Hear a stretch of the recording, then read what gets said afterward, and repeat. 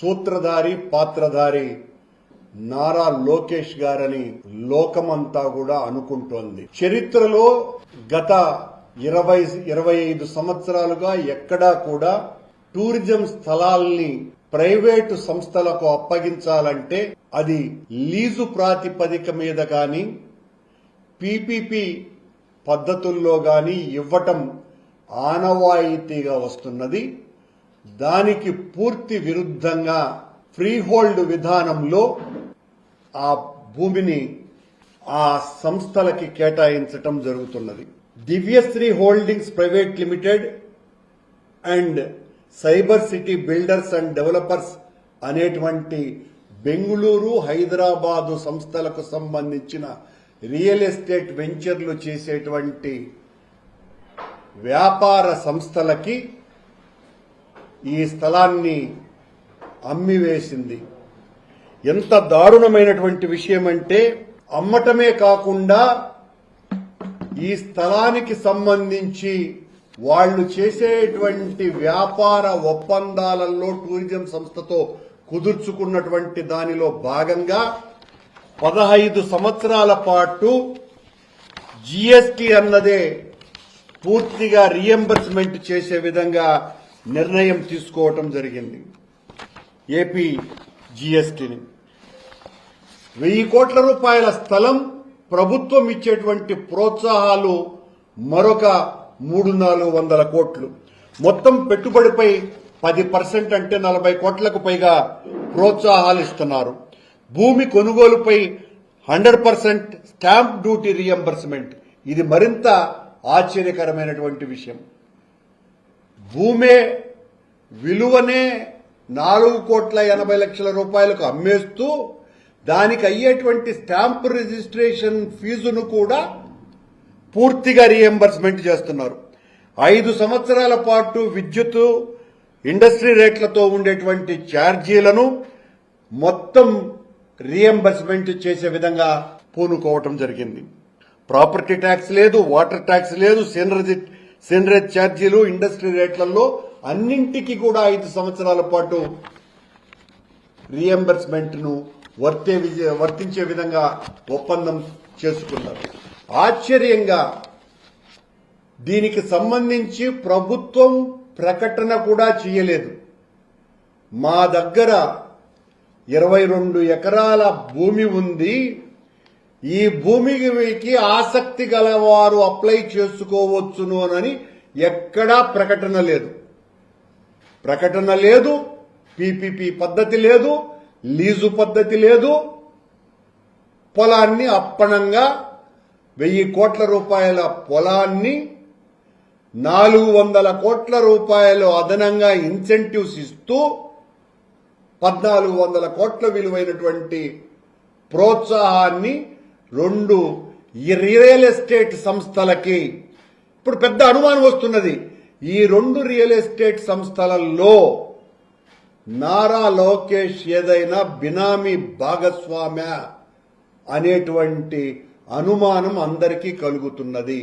మీకెందుకు ఆ real estate సంస్థల మీద అంత ఇంట్రెస్ట్ ఉన్నది అన్నదానికి సమాధానం బయటికి రావాలా?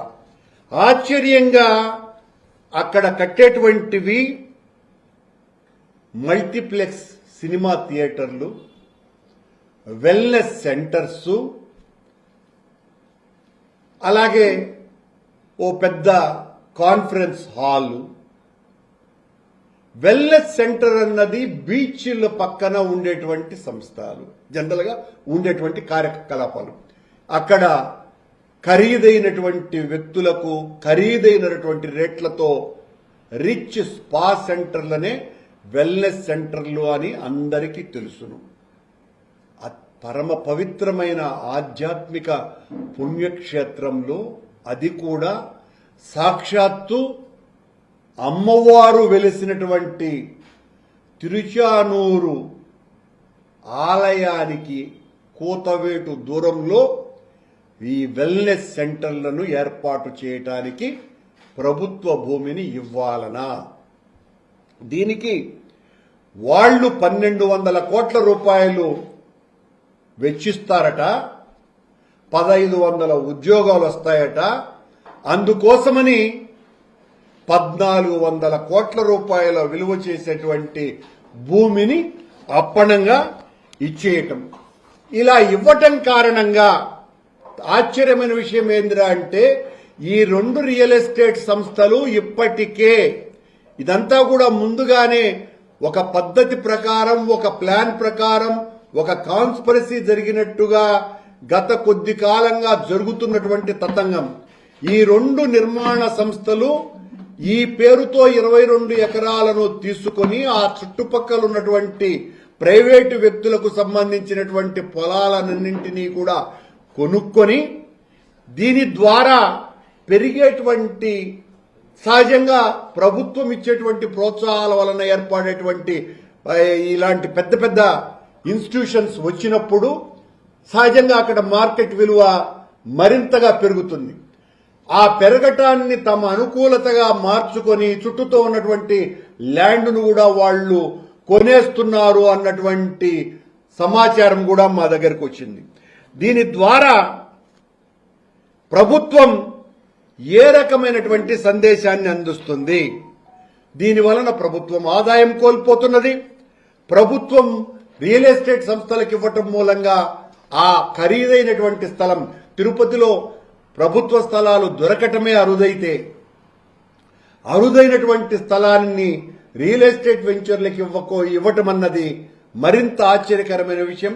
అది ఏ స్వచ్ఛంద సేవా సంస్థలకు గాని, దాతృత్వ సంస్థలకు గాని, లేకపోతే అరబిందో క్యాన్సర్ హాస్పిటల్స్ నిర్మాణం చేసినటువంటి పూర్తిగా ప్రజలకు మేలు చేయాలన్నటువంటి తలంపుతో వ్యాపార కోణం నుంచి ఆలోచించకుండా, లాభాపేక్ష లేకుండా ఉండేటువంటి సంస్థలకు కేటాయించవలసినటువంటి స్థలాలని ప్రైవేట్ వెంచర్లు వేసేటువంటి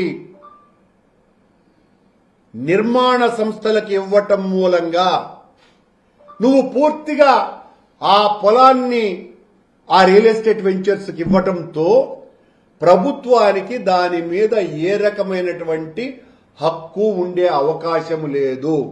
కేవలం జీవోలో మీరు ఆ నిర్మాణాలు చేపట్టకపోతే తగు చర్యలు తీసుకుంటాము అన్నటువంటి నామమాత్రపు నిబంధన ఉంది. కానీ ఇలాంటివి వాళ్ల చేతుల్లోకి వెళ్లిన తరువాత వాళ్ళు మీరు చూపించినటువంటి ఈ ఎంఐసిఈనో, వెల్నెస్ సెంటర్సో, లేకపోతే కన్వెన్షన్ సెంటర్సో, మల్టీప్లెక్స్ థియేటర్లో లాభదాయకం కాదని మీకు ఒక వినతి పత్రం ఇచ్చి, ప్రభుత్వానికి ఇవన్నీ కూడా సహజంగా జరిగేటువంటి కార్యకలాపాలు, వినతి పత్రం ఇచ్చి మిమ్మల్ని ఒప్పందం కుదుర్చుకొని మీతో వాళ్ళు అక్కడ నిర్మాణ రంగ అపార్ట్మెంట్లు నిర్మిస్తే పరిస్థితి ఏంటి? మీరు అబ్జెక్ట్ చేసినట్టు నటిస్తే సహజంగా నటిస్తారు కూడా. నటించిన తర్వాత వాళ్ళు కోర్టుకు వెళ్తారు. కోర్టుకు వెళితే ఏ రకమైన ఎప్పటికీ ఇలాంటివి తెగుతాయో అందరికీ తెలిసినటువంటి విషయమే. ఇంత ఖరీదైనటువంటి భూమిని ఇంత దురుద్దేశంతో చెయ్యటం వెనుక ఉన్న మతలబు దాదాపు 300-400 కోట్ల రూపాయల డబ్బులు తీసుకుని వాళ్లకు ఈ 22 ఎకరాల స్థలాన్ని నారా లోకేష్ గారు ఇచ్చారు అని లోకమంతా కోడై కూస్తున్నది.